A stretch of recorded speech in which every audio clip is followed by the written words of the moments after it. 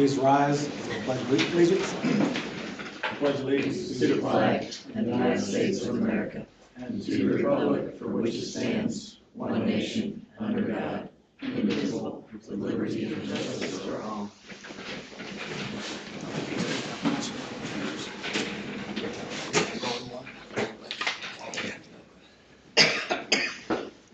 Do a roll call. Alderman Bravencraft. Here. Alderman Covert is absent. Alderman Turner. Here. Alderman Bill. Here. Alderman Lewis. Here. Can I get a motion to approve January 6, 2026 meeting minutes, please? So moved. Can I have a second? Second. All in favor? Aye. Can I get a motion to approve tonight's agenda? So moved. Can I have a second? Second. All in favor? Aye. Moving on to special items, we have none. Appointments to the boards and commissions, we have none. Moving on to scheduled public comments. Tara and Jeff Lane.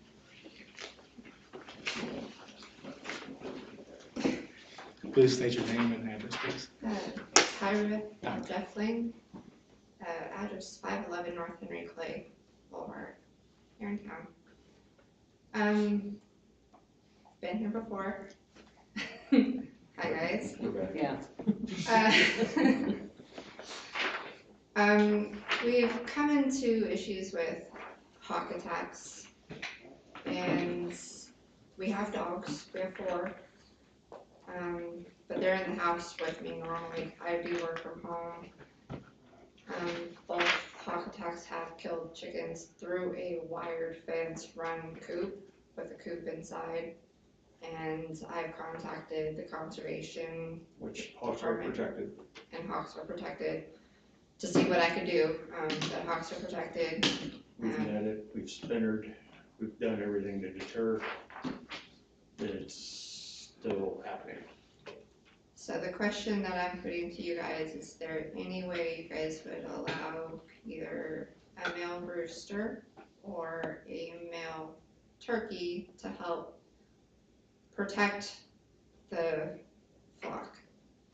I just have a question. Yes. Is there female roosters? No, I just thought I'd ask but I do have a female hen that is starting to crow. And lack of Well, there you having a go. rooster. I'm not a farm girl. Because our ideology is this, we would rather have a rooster die than one of our laying hens. Because we're using it for the eggs, we're not using it to Yeah, have fertile eggs or anything like that, we're not doing that. and a male turkey will go to ground. He will take a chicken flock and make it his own, and he will go to ground. We have friends that have turkeys and stuff, and one got pretty messed up protecting the flock from a hawk. So it's that way. And if the noise is an issue, this might sound crazy, this might sound crazy. We will keep the rooster indoors until crowing time is over, which the neighborhood dogs are louder than our rooster. Yeah, So, and then release the rooster out and, do whatever it takes, because we're tired of losing chickens. not that the chickens are expensive, but the upkeep of the chickens. You seen those pictures of those $10,000 eggs after, the first eggs? Not expensive. So you guys have had chickens for quite a while. Like, what do you think? Right, if I'm not mistaken. Yeah, we've had them for a while. Yeah, she had to take them to Moberly. That's what Yeah. I thought. Yeah. I remember quite So- well. Yeah, I guess what's the difference now? Like, why do we think that hawks are attacking now? When they go to the I think fence? it's the weather. With the cold, they hunt more. A hawk moves territories during the winter. When they can't find the field rats or field mice or whatever, the regular food source, so they venture out. And once they lock their sights on something, it's a return thing. Sometimes they bring friends apparently, but And it's either you friend crows or you have roosters to protect the flock, or you a have male turkey. or a male turkey.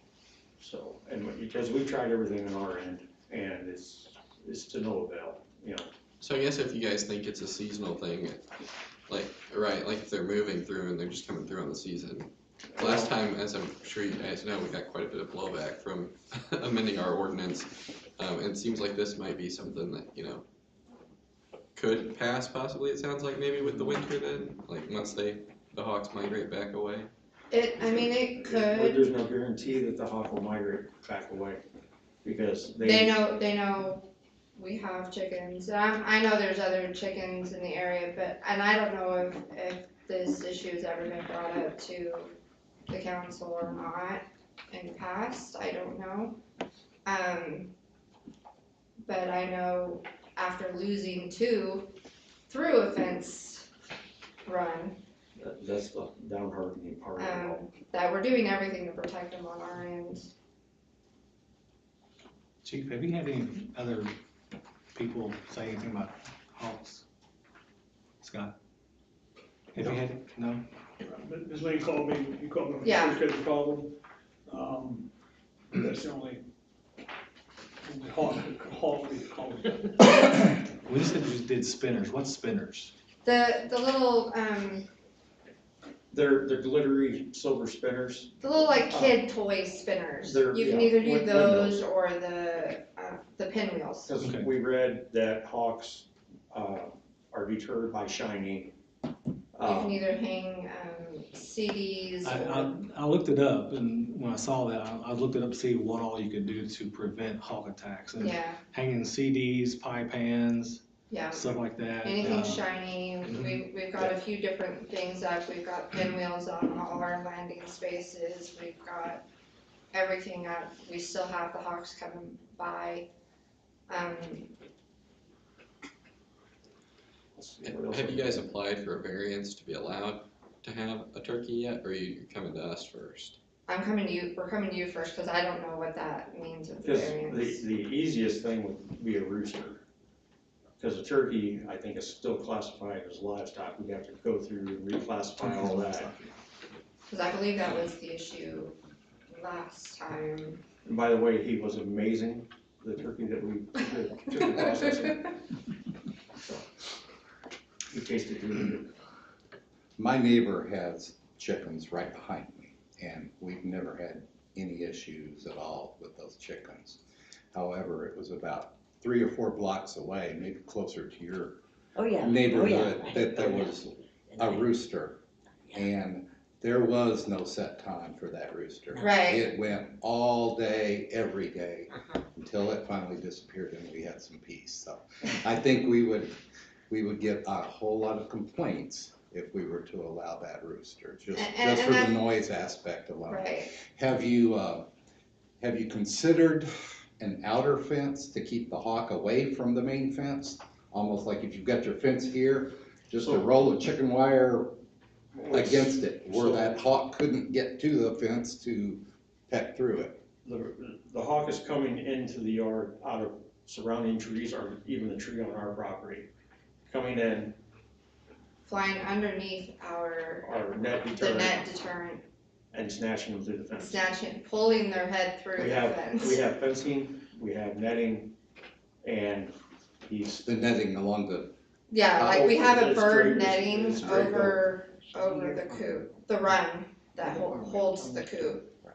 And it's going underneath it, like it can get underneath it, it will pull it out and get underneath it, and then it pulls the heads through it. It doesn't pull the entire bird because it can't get it through the entire but he thing. takes the head and that's enough to, but maybe They an got actual fried chicken. sturdier outer fence where even that hawk couldn't get to your main fence. In other words, Are he's you saying pushing- put 2 fences up. And this A is your second chicken fence, then go like 6-8 inches out and put another fence up. we have that. We have that. So how is it getting to the inner fence? Cause we have our fence and then 10 feet back, we have another fence. Well, it's not even- No, but what I'm, what Oh, I'm so- suggesting is like he said, maybe only 6 or 8 inches and have it actually attached at the top. Oh, so you're talking the entire enclosed yard, basically. Well, just against your coop, Just around the coop, just against your coop, or the run. or the, Right. I understand. understand the terminology. So that way, even if the It's hawk a coop. landed right Yeah, there, it's a coop and then the The run's coop's over. inside the run, I think, is what we're hearing. Is a coop inside the run? The coop is inside the run. There's a coop and there's a run. So the way, Yeah, that's it. so the way it is we have the coop inside the run and it's against the fence 10 foot back off of our property line, Of our back off fence. our back property line. And, so it doesn't have a way of getting it from the back. It comes in from from the the front, sides. the front and the sides. Mhm. Yeah. They're really outside of like completely putting a complete 10-foot enclosure tall up. Well, and what I'm suggesting is you wouldn't have to go that tall if, since, how tall is your run? Is it, It's about that, the top arc is about up to here. okay, and so the hawk is probably landing in order to get through there because Yeah, they'd have to reach the chicken. right. So if you've got some kind of a barrier, and probably chicken wire would be the cheapest. It's pulled, Yeah, but the chicken wire, I was gonna say, away from your fence, so that that hawk can't even get to the fence. And you can just attach it like 2 feet up and handle it. Are you with me? so keep the chickens from free ranging. I think one of our staff members may have a recommendation too. So I live outside of Ashland, I have a farm, I have turkeys, chickens, geese, everything that belongs on a farm. Right. I also have bald eagles and sharp-shinned hawks, which again, like you said, are protected. right. My suggestion to you is this, I saw your pictures that you sent in. If you go up to Forge and Build, they sell just sheets of sheet metal. What you need to do is get some 4-foot high sheet metal, and you need to put it around your coop, not in front of the door.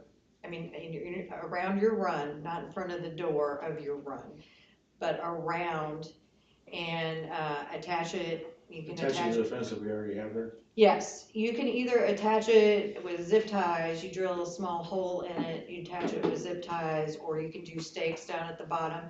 I did see your pictures. I think your biggest problem is not the hawks. I think the biggest problem in your area is you have raccoons and possums. We do not have any and cats. issues, we don't have any issues with, We haven't had any four-legged critters No. issues. Because the dog. and the dogs I've seen the just go wild. hawks come in and I've So- seen them. So the pull best them. suggestion that I have, because I have buildings Right. too, is I would go to Forge and Build, I'd get a couple sheets of sheet metal that you can put around your run or pen or whatever you're calling it. They don't need to be very tall, about this tall, have a drill, some zip ties, and zip it in. You can also purchase at Lowe's, which also works really, really well, is it's chicken wire, but it's plastic, and it's really easy to manipulate, and tie to your current run, and it's not wide, like, chicken wire is like this wide.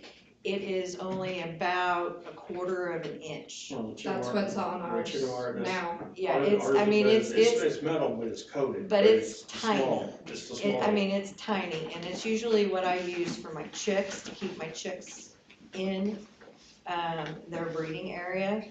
But that's what I would do, and have a solid lid on top. So it's important that your run have a solid lid on top, and then the sides be protected. But again, you don't have to enclose the whole side like a shed, you can just do it around about 4 feet high. Right. So that would be my suggestion, and it's worked for me several times. I have a dog run that I raise my chicks in, and I've done that, and in my other one, I've done that really, really tiny chicken wire or bird wire that's plastic that I can manipulate myself and move around, and I don't have any issues. Alderman Turner, I think you're an ag. Do they make a chemical for this? Hawkicide, so to speak. Not one you wanna spray on your chickens. You know, if we kill a hawk, you know, it's felony, Yeah, we can't do that. so. Well, we just thought we'd bring it to you guys, and, you know, it doesn't hurt to ask, and, Try Sure. some of those issues. Yeah, Yeah. and we wish you the best, but I don't think we could, So we have more, I don't think we could okay the rooster. I understand that. We hear more of the dogs barking at all hours of the night in the surrounding area than we do anything, so to us, a rooster crowing and just, it would, like we said, we even offered, we'll bring him in the house at night and not let him out until like 8, 9 o'clock in the morning, just to prevent any issues.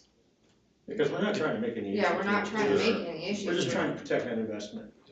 And, you know, it might not sound like a big investment, but it becomes Oh, a I big bet it investment. is. Well, if you guys would be willing to try some of those and just let us know, like, you know, because it does look like, you know, if you could put something solid there at the bottom of the run, at least over the chicken's head height, right, then they might not be able to get through that gap. So if you wouldn't mind to try that and just let us know. Yeah, Like, I'll we're definitely more than willing to listen and try to figure out whatever Plus, we to can miss for your you guys. shining faces, you gotta come say hi. Also, there is the variance application, you can apply for that. And, Can you explain the variance? Kyle, you wanna, it's just an application that you. Sure, so I mean, you're here to talk about a code issue that is preventing you from having a chicken. There's what's called a variance application to the Board of Adjustment, where they get to hear whether or not a And that's variance should where, be but granted. that's where we turn You could take that route right taking out the now. livestock and, list. You could take that route 'Cause they're a right lot now quieter to than a get a rooster. chicken or a rooster, to get a rooster or a turkey. I don't know.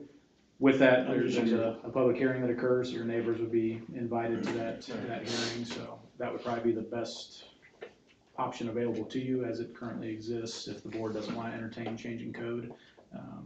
The board can't grant you to have a chicken outside of actually changing code to make chickens permissible, so the Board of Adjustment would be the route to go at I this know point. it's a silly thing to bring, but, you know, it's.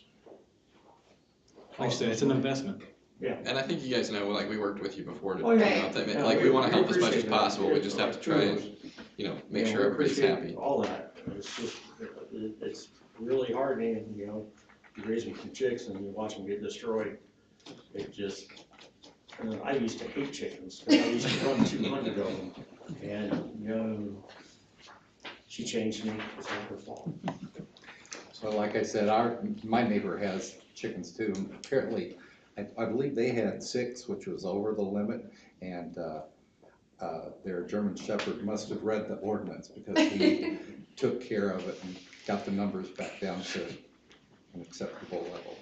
All right, well, we appreciate your time, Thank you. Yes. and have a great remainder of the week. Yes. All right, moving on to public hearing, we have none. Introductions and first reading, Council Bill number 2026-1, an ordinance authorizing the mayor to execute a development agreement for Forest Park 3 with Corey Myers Development LLC. Staff report, please. The item before you is for a development agreement with Corey Myers Development LLC. The developer has worked with the adjacent property owners to secure some easements for a future road to service Forest Park Phase 3. The agreement before you just outlines the city's acceptance of those easements and the terms of the agreement for the future development of Forest Park 3. And that is really it in a nutshell. Any questions for staff?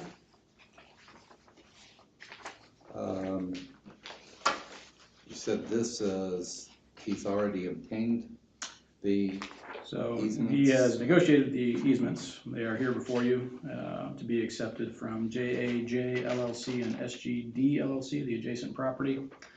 He's gone out and facilitated the acquisition of those easements for his access. He'd like the city to accept those easements so that when Forest Park 3 is built, he can construct a road for that development. Now, wasn't there some discussion about will this landlock any of the neighboring properties? Is this in the same location that It is was not. This is a originally different discussed? location. It This is is one south of moved to that. the south? Correct. Yeah. So there'll be a resubmittal of a plat to account for that change. P and Z to review, and then Board of Aldermen to review and approve as well.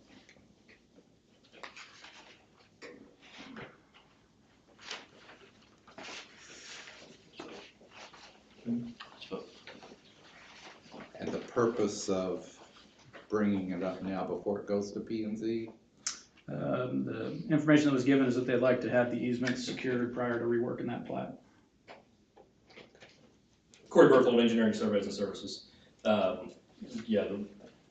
Like Kyle said, the reason being that we want to secure this easement prior to bringing the revised preliminary plat before planning and zoning and board. Corey doesn't own the property to the west. He doesn't own the Rankin property, so he by himself cannot secure any of this right of way to the west. He's worked out a deal currently with JAJ and SGD to secure the easements across that property.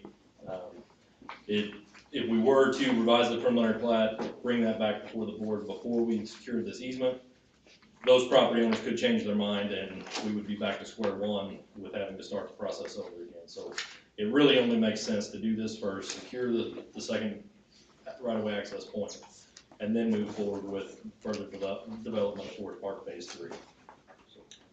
Now, does this easement cut across that property? And Yes, is there any left to the north? So is it right on the property line? It's on the property line, the southern property line. So it's on the southern property line, so there's two lots there that are, I think 3A and 3B may be of Rankin Plat 3, so it's along that southern property line.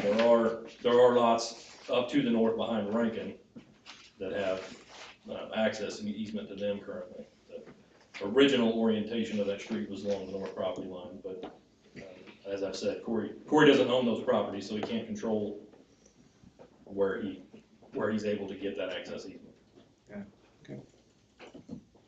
It is just full disclosure, it is our intent to bring at a future hearing, rezoning for Forest Park Phase 3 back to R1, but that'll come before you at a future date as we move forward with development of Phase 3. Okay. All right, can I get a motion to approve Council Bill number 20226-1, an ordinance authorizing the mayor to execute a development agreement Forest Park 3 with Corey Myers Development LLC. So moved. Can I have a second? Second. Alderman Turner? Aye. Alderman Lewis? Aye. Alderman Ravencroft? Aye. Alderman Bill? Aye. All right, motion carries. Council Bill number 2026-2, an ordinance accepting an easement for the right-of-way for purpose. This is the ordinance to accept those easements. All right. So can I get a motion to approve Council Bill number 2026-2, an ordinance accepting the easement for right-of-way of purposes? So moved. Have a second? Second. Alderman Ravencroft? Aye. Alderman Bill? Aye. Alderman Lewis? Aye. Alderman Turner? Aye. Council Bill number 2026-3, an ordinance authorizing the mayor to execute an addendum to the contract between City of Ashland and M Landscaping and Construction. Staff report, please. The ordinance before you is to release MMLC from their contract with us for the Caspian and Oak Street project. Just due to time delays, that original contract had a December completion date.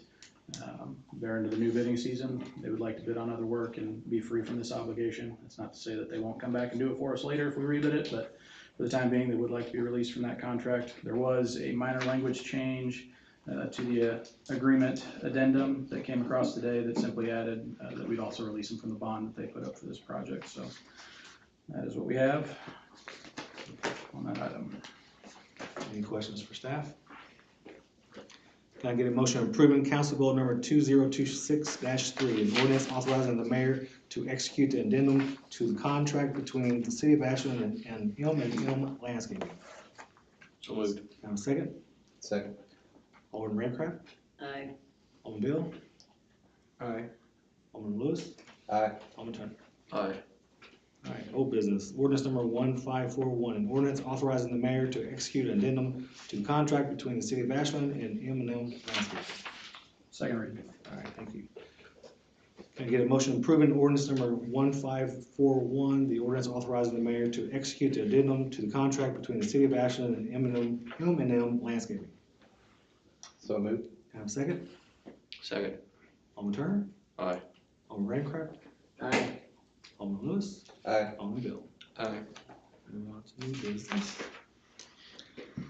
Resolution number 2026-4, a resolution of the city of Ashland, Missouri for the creation and directing of subsequential planning committee. Can you say that really fast? Sesquicentennial. Sesquicentennial. Thank you, sir. So I know Dries mentioned this a number of meetings ago. Our 150th anniversary is coming up in next year, in 2027. We'd like to formally start a planning committee for that. It does take action from the board to create that committee. We'll come back, we'll put out our normal board and commission application, ask for volunteers to sign up to serve on that committee. So we can bring it back to you guys for approval during our normal business meetings to make some appointments there. Just briefly kind of threw out some thoughts on the staff report and as well on the resolution.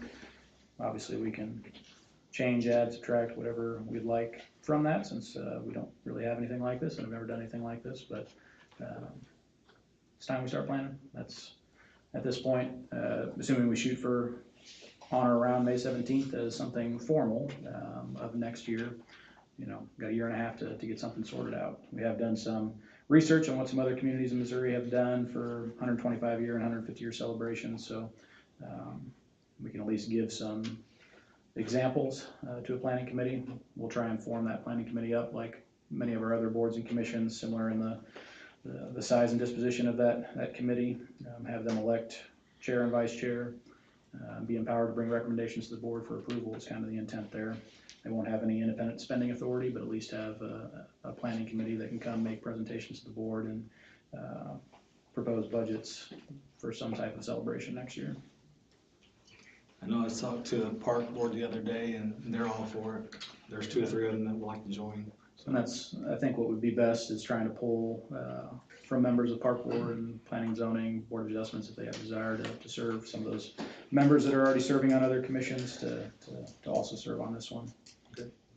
And obviously if anyone from the board has a desire to participate, I think that'd be good as well. Any questions for staff? All right, can I get a motion to approve resolution 2026-4, a resolution for the city of Ashland for the creation and directing of the, say it, right? Sesquicentennial. Planning committee. So moved. Can I get a second? Second. All in favor? Aye. All right. Moving on to reports, just a couple of things. Just doing a follow-up on 207 Collins Court.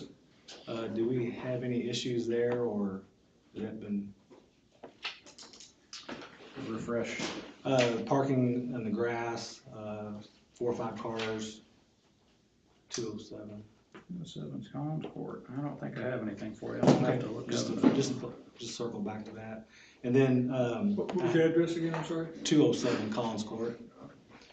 I had a resident ask me about a championship sign, like all the stuff we win through the school.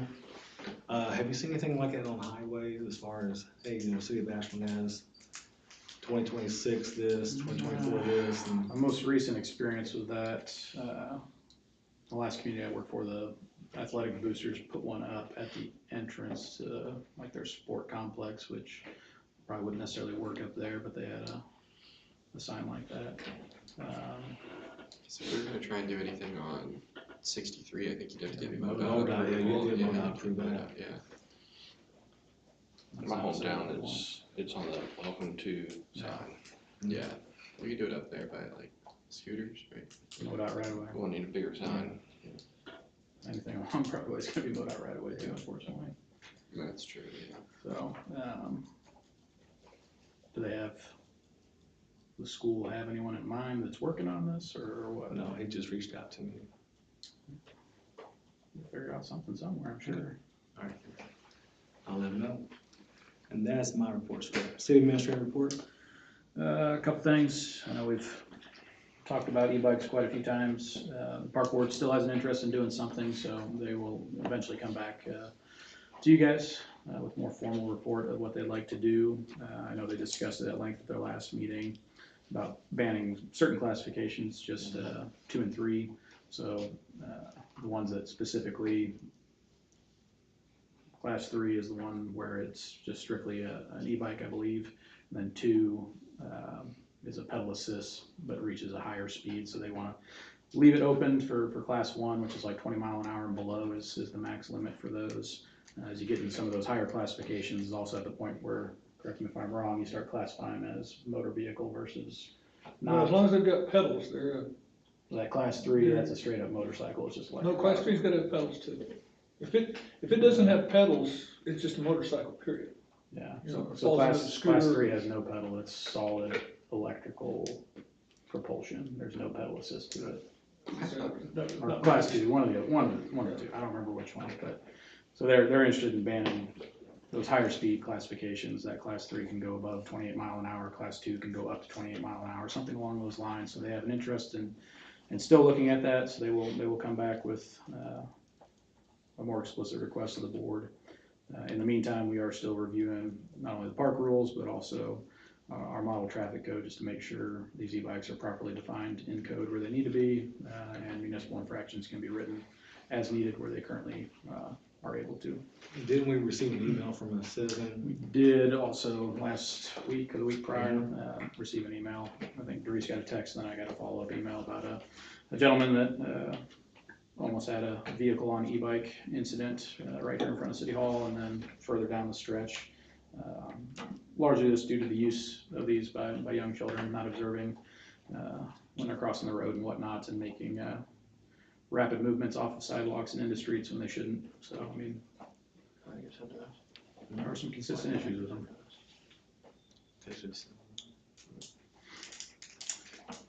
Send it to the folks. Other than that, we did a closeout with Cowboy Bank last week, and took over the other half of our building and did some cleanup in there. Thanks to Shelley for leading the efforts. Scott was able to outfit himself with some new furniture as well. I sent this out via email already, but the MML Legislative Conference is on February 17th. That's usually like a 10:30 to 2 longer lunch hour type thing down in Jeff City. So if you'd like to go to that, please reach out so I can get you registered. Is there a deadline for registration? I am sure there is. Food any It's good? not before next meeting though, is it? I don't think so. Okay. Ask some questions that actually matter here. Yeah, about food. Let's talk about what's Um, important here. 17th, yeah. Which it always falls on a Tuesday. We have a meeting, which is fine though, because like I said, it's check-ins at like 10:30 or 11, and then it's over by about 1:30, 2 o'clock. I'll be 2 days back from Cancun and be all tanned up. There you go. I think They keep you. I'll be sunburned, I won't be tanned. I'll shoot you an email tomorrow about it. Okay, great. Brenda, Kevin, and crew went out and looked at that sidewalk that we brought up last time, so they've got it flagged. Obviously, it's extremely cold right now, so we're not doing sidewalk work, but they're planning to get to it over the next couple weeks as it warms back up. I'm gonna steal a little thunder potentially from Scott's report, but we are trying to deep dive our tickets and our revenues off those tickets when compared to our prosecutor costs. Court has changed up in Boone County. It's now what, every 3 months are we going up there? Well, how long is it between? It's spaced out. It used to be a lot more frequent, but it's spaced out substantially. And then obviously we've shifted from Kay's laws to having Todd represent us up there. So just trying to make sure that's sustainable. I can't talk about revenues and revenue projections here and raising revenues off tickets, but at least trying to make sure our prosecutor costs are sustainable. So we're kind of deep diving some of the data that we have there to kind of figure out what's going on. Our expenses are a little higher, not by much, but it seems our revenues have changed a little bit, so we're trying to figure out what the root cause of that is. So more to follow on that as we work through the budget process. That's all I have. All right. We'll skip city attorney's report. Police chief's monthly. Yes, sir. So we're in the middle of, we've long had basically a booking area and a holding cell that we've never used. We've never had a policy for that. It's a level of liability that we just don't want. And so we've always taken custody arrest up to the sheriff's department anyway. And so with the help of Public Works, we have been, I think, very imaginative in getting this done low cost, and we've converted that space into record storage. Our new clerk is diligently working to greatly reduce the amount of paper that we've got some, parking tickets from 1982 that we are in the process of making sure we're doing it legally and properly, getting rid of, condensing that stuff and moving that over, and then we've converted the room that was record storage into a room for our 2 supervisors. So they've got a separate office from the officer squad room, which they need, and so far it's working out well. We're gonna be able to do it very efficiently and very cheaply, and it's working out well so far. So that's in progress. So our hallway's a little bit of a mess right now. It looks like we're moving, but we're just rearranging. So you've got our monthly stat report there. The only thing I just want to point out there, and again, this is all a matter of opinion, but we've had some concern, of course, over the last few months over deployment of cops and geographic location of enforcement. And like on page, they're not there, but it's the traffic stops page. We have Page 7. sort of a heat map there with, yeah, I'm sorry, it is page 7, yes. Sort of a heat map with where the traffic stops happen, and as you can see, I think they're very well distributed. Of course, more of them in town, scattered up and down the highway. And just to clarify, when that shows this shows the locations of the actual stop. It's not necessarily the location of the violation. So like, we're not stopping people for county road violations. That just might be where they wind up getting the car stopped, if that makes sense, right? If you have someone speeding in town and we don't get them stopped till we're out of town, that shows as an out of town traffic stop, but the violation was in town. So, Chief, just for the record, yeah. could you read us those numbers off of page 7? Well, the total traffic stops for the month were 82, 49 were on surface streets, basically what we would consider all of them are in Ashland, but what we would consider off-highway stops on surface streets in Ashland, 30 on Highway 63, and then 3 on the county roads. And the county road ones, those could have been actual violations in either place, depending on where the violation was and when you get people stopped. You can picture, just here in front of the high school, let's say. You don't have to go very far north and suddenly you're on a county road, right? So that might show where the location was, whereas the violation was in town. And so, yeah, so 82 total, 49 off-highway, 30 on the highway. Does that answer your question, Sir Alderman? Okay. But other than that, I think the report's the usual, and anytime you have questions about it, we welcome them. We'd love to explain and fix up if we can't explain. So. Thanks, sir. Move on to community development.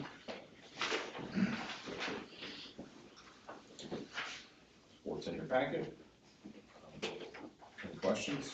I will add that Club Car Wash is getting close. What, opening or building? I haven't been out there. To start it, no, it's Okay, not good. started yet. For those that aren't aware, it's Hey. not started We yet. got there with a pressure washer. Yeah. Hey, Can you say the word sesquicentennial for us? Yeah, I cannot. thank you. All right, thanks, sir. Moving on to treasury report. My report this time is pretty lengthy. Everything was in your packet. I just want to go over a couple different things. The first part of my report is the budget preparation schedule. For the new aldermen this year, we have budget workshops at 6 p.m. and they will be on the February 3rd, 17th, March 3rd, and March 17th. If everything goes as planned, then we will finalize and close out fiscal year 26 on April 7th and finalize and adopt 27 on April 7th. And then the budget book itself will be submitted to the GFOA May 29th. Key considerations for this year's fiscal budget, we have some state legislation impacts that may occur in the next year or two. So Alderman Beal, I would be very grateful if at some point we could have some insight on what you think those might be. And then also, I wanted to add insurance. So it is verified that our liability, casualty, and property insurance will go up 30%. So far, it looks like our current policy will stay in effect. I don't think that we'll have anybody else that will be bidding on it. Our workers' compensation insurance should stay relatively steady in expense from last year. It may be reduced as our mod is reduced this fiscal year. And our health insurance premiums, I originally thought they were going to raise about 24%. We met with our broker last week. They're going to raise 9%. However, she was able to get MIWA to give her a quote back. And MIWA is a multiple employer welfare arrangement through municipalities in the state of Missouri. And so Kyle and I are going to look over that quote tomorrow. If it looks good, it could be significantly less than even the 9%. So that is very good news for us, considering most employers are having some issues with the health insurance costs that are coming up this fiscal. Salary and benefits is exactly what we had discussed earlier this year, 2.9 cost of living adjustment and a 0 to 1.7% merit increase. I don't have the loggers numbers yet and probably won't until the end of the week. I do anticipate that we will deficit spend at the close of this fiscal year out of the water fund and general fund and possibly the sewer fund. I'll know more next month if I think that's going to be an option. And then the city currently has $40,000 in delinquent utility payments. I will tell you that we are working with the credit reporting agency. Obviously, delinquent accounts are only good for your credit report for 7 years. But we will be researching some other ordinances. I have Stuart at MML looking into some other municipality ordinances for me. And I'd like you guys to kind of digest this and think about it, as I may introduce an ordinance that, because 90% of this $40,000 is from rental property. Renters are moving out, they're not paying their utility bills, so should the landlord then be responsible for that? So that's some things that we're investigating in order to be able to recoup what we are owed. And then, of course, the major cost drivers for fiscal year 27 is going to be our increased property, casualty, and liability insurance costs, salary and benefits to be able to retain the employees that we have, and then sewer system repairs of the existing infrastructure. Those are going to be our main things. As the city administrator reported earlier, the Callaway Bank has moved out. And so guidance from the board, again, we'd like you to digest this information and come back with us with some ideas. There are several options that we can explore here. With the Callaway Bank moving, we lose $38,400 in revenue in the general fund. Option number 1 is advertise that area for lease again, and I would recommend, if we do that, to do a 3-year lease. Option number 2 is advertise a partial area, either the city administrator's office and reception office upstairs, and then he moves downstairs, or we portion off the 3 existing actual offices that are down here that were part of the Callaway Bank lease. And then option number 3 is we use it to expand now. We will have to expand by the end of that 3-year period. We thought about doing, well, we would like to do UB billing over there and then have building permits and business licenses over here. Expand the counter area on that window, so we can have more than one customer at a time filling out paperwork or talking to a utility billing clerk, things of that nature. And then use the back offices for the utility billing supervisor and somebody else. So those are kind of our three options that we'd like, that are available to us. So I'd like you guys to kind of digest that, and maybe the next meeting, when we sit down and talk and we, at the end of our budget workshop, kind of get a consensus on what you think would be the best for that. And that's all I have. All right, thank you. Moving on, Board of Aldermen reports, Alderman Raycraft. The only report I have is, some residents on Pacer said Pacer Drive is a mess. When you enter it from Martha Crump, there's a big hole. You go down in the middle, there's a big hole. And then you go down next to Justin Lane, there's two big holes. And I went down it, and he's not kidding, there really is. So, that's all my report. Alderman Lewis, No report. Alderman Turner, No report. Alderman Bill. I have a constituent who has reached out a few times about Oak Street, and so he's having some issues with cars speeding down it a lot. And I know he said that the police are doing a great job patrolling, but there's not a great spot for them to sit to really radar where the people are kind of speeding as they come up through there. So we would be willing to look at ways to possibly, slow down some of the speeding on Oak Street.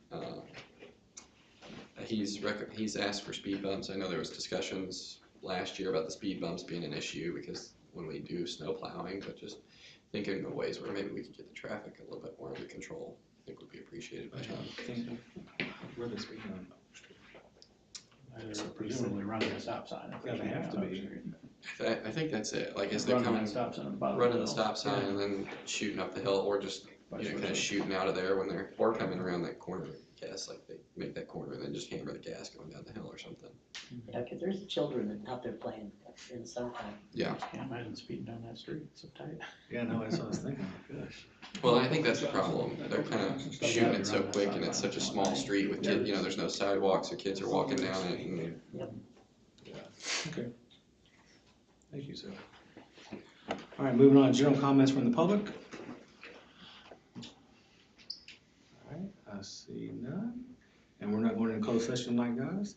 So, can I get a motion to adjourn? so moved. Can I get a second? Second. All in favor? Aye. Okay.